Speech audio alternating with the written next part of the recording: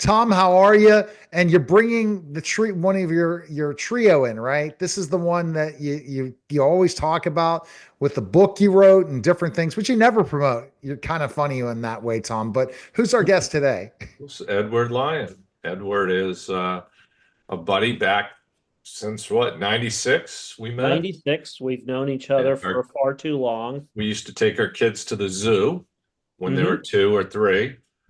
And now what, is Kyle helping Mary Claire? He will be. They're 28 now. They're Yeah, almost they're 30. 28. And Mary Claire, back when she was 3, told Kyle that he wasn't her only boyfriend. That was good. Yeah. Parenting is an adventure. It's more of an adventure with Tom than with anybody else. But we have worked together for decades now, helping clients pay less money. I help them pay less tax. Tom helps them pay less for employee benefits. And we have a very similar attitude. The CPA puts the right numbers in the right boxes and tells you how much you owe. I tell the business owner how to structure their operations, structure their entities, structure their retirement plan so they pay less. On the health side, insurance agents will get a census and they'll put the right numbers in the right boxes and get a spreadsheet with quotes from different insurance companies. Well, anybody can do that. What Tom's been doing for 30 years has been taking the same proactive attitude as me and structuring a company's benefits so that they're paying significantly less. And Tom, I know you've got clients that are saving in the millions of dollars per year. Millions of dollars per year to give clients coverage, give their employees benefits that are just as rich. They're just not going through the traditional insurance company industrial complex. Yeah, And it's quite interesting, Neil, what Ed's done. He introduced me to a solar concept because of what, the Inflation Reduction Act. Right. Solar energy has always been pretty tax favored, but the Inflation Reduction Act created a specific carryback. What it does is it lets a client take their old tax dollars that they've already paid, that's a sunk cost, and reclaim those dollars to invest in a solar leasing business in a box program that creates depreciation deductions. So let's say you've paid $400,000 in taxes over the last 4 years.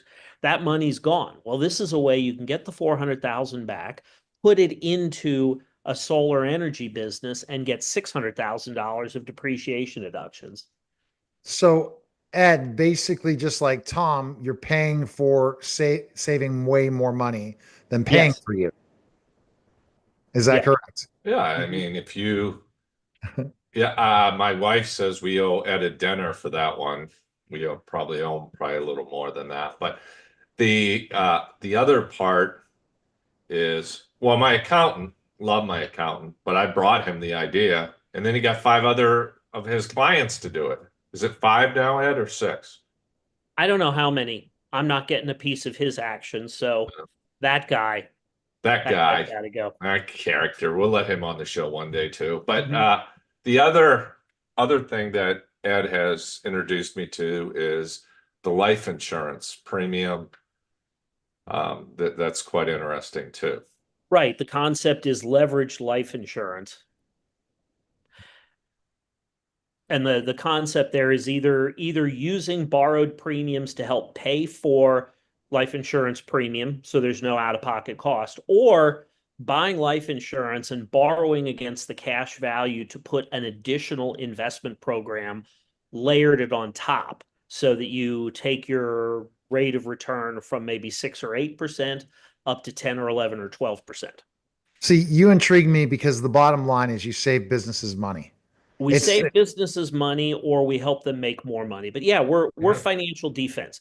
Most of what people talk about on the internet, in YouTube, on Instagram, most of what they talk about for business owners is financial offense. We're going to help you make more money. We've got a marketing program, we've got an SEO program, we've got a social media program, and we're going to bring customers to your door. And that's great. You got to have financial offense. But if you're not watching your financial defense, You're not keeping what you make. And as any sports fan knows, if you're a football fan, the saying is offense sells tickets, defense wins championships. If you're a golfer, drive for show, putt for dough. And what Tom and I are doing, it's defense winning championships, it's putting for dough. And Tom's nearly a scratch golfer. I've seen him play. He knows this stuff. Well, you know, Ed, this is another similarity to look at this. A lot of companies look at revenue versus profit. Profit's way more important at the end of the day, how much you take home as a business owner than Yeah, I've seen companies make a lot of revenue and lose money. Right. And you can't. What's the purpose of doing a business if you're not going to make money? Right. And what's the point of making money if you're not going to keep it? Yeah. Here you go, Uncle Sam. No, thank you. Well, one of the funniest things I'm explaining to people now is the OT, the assets liabilities. If you're an existing company, if you can shift the liability over the asset column, you're increasing the value of your company by a proportion of your EBITDA. And on top of that, I always ask them, if I save you $100,000, that's $100,000 in the asset column, and you're a 10% margin. That's $1 million sale. How many $1 million sales do you have in a year? That's what I'm offering. I like $1 million sale, Tom. And then Ed, then why don't you listen to Ed on what you should do so you don't pay Uncle Sam, you know, the solar. That makes complete, that's the thing that you guys bring to the table, yet everyone else could do it, yet not many people do it, right, Ed? Not many people know how to do it. So I have the quote, I stole it from a guy named Sandy Botkin, who's been in the tax education business for decades. But he says the 7 most expensive words in the English language are, my accountant takes care of my taxes. And so the first thing I typically ask when I meet a new business owner is, when's the last time your accountant came to you and said, Neil, Tom, here's an idea that I think will save you money? The answer is usually never. So it opens up their mind to the fact, okay, I've been assuming that my accountant brings me this stuff, but he's never brought it to me. So maybe it's a good idea to go look for somebody else who can bring the ideas. Doesn't necessarily mean leaving your accountant, whose name is probably fully depreciated, Frank, because he hasn't learned anything new in 7 years.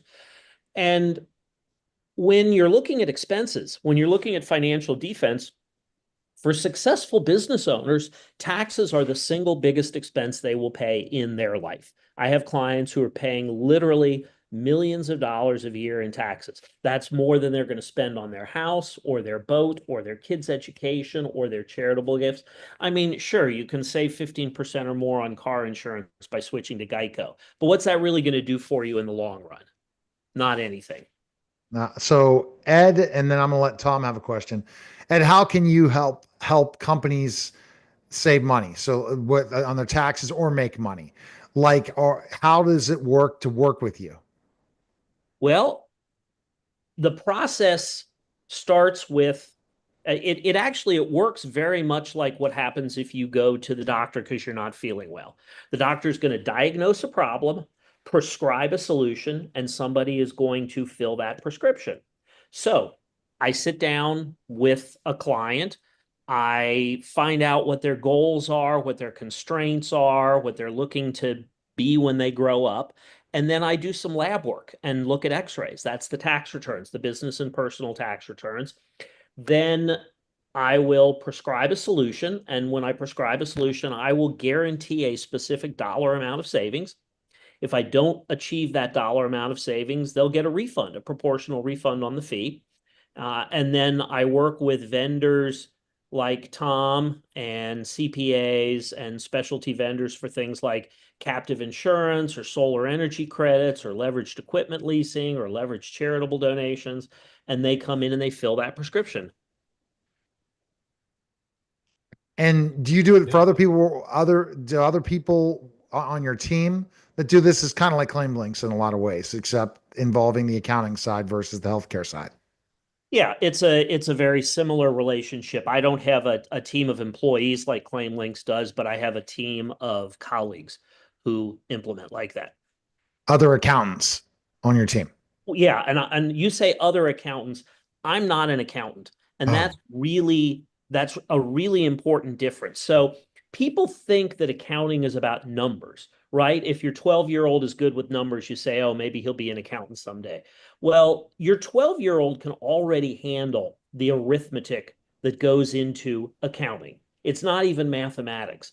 Accounting is about rules. So accounting students spend 4 years in college learning how to follow the rules. Financial accounting, cost accounting, managerial accounting, all that kind of stuff. They learn how to follow the rules.